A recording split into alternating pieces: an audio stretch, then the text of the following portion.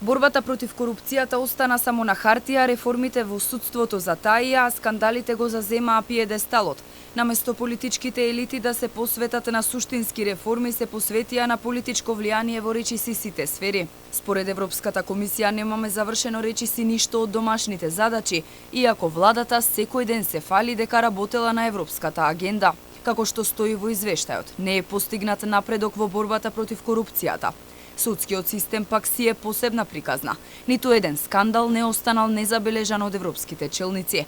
Европската комисија изрази загриженост и за измените во кривичниот законник, а се нотира и злоупотребата на европското знаменце. Нема напредок во судството минатата година. Судскиот систем останува на одредено и умерено ниво на подготовка. Судскиот совет треба да се залага за заштита на интегритетот и независноста на судиите и институциите и треба да се спротиставени на секој надворешно влијание. Загрижено за несоодветното политичко влијание предизвика контраверзното разрешување на председателката на Судскиот совет. Во извештајот се нотира дека има застој во усвојувањето на новата стратегија за реформи во правосудството, со кој треба да се подобри работата на институциите. Не беше постигнат никаков напредок во борбата против корупцијата. Корупцијата останува распространета во многу области и загрижувачко прашање.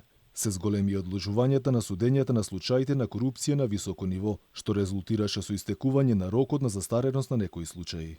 За Европската комисија е проблем доцнењето на реформите во јавната администрација.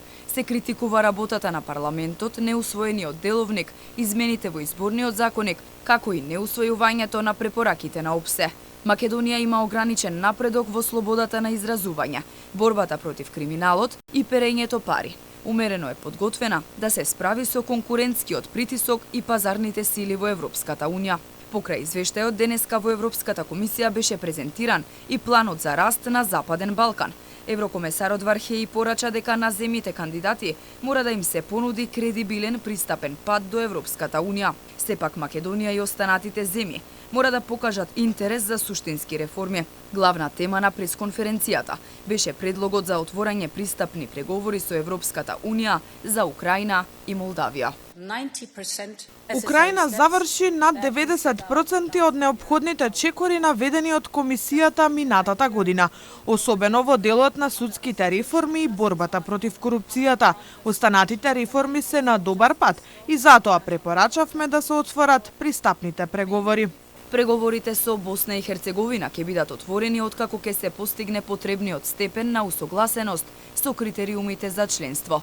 За сите овие предлози, дали ќе бидат прифатени или не, ќе одлучат лидерите на земјите членки на Европската Унија на самитот во декември.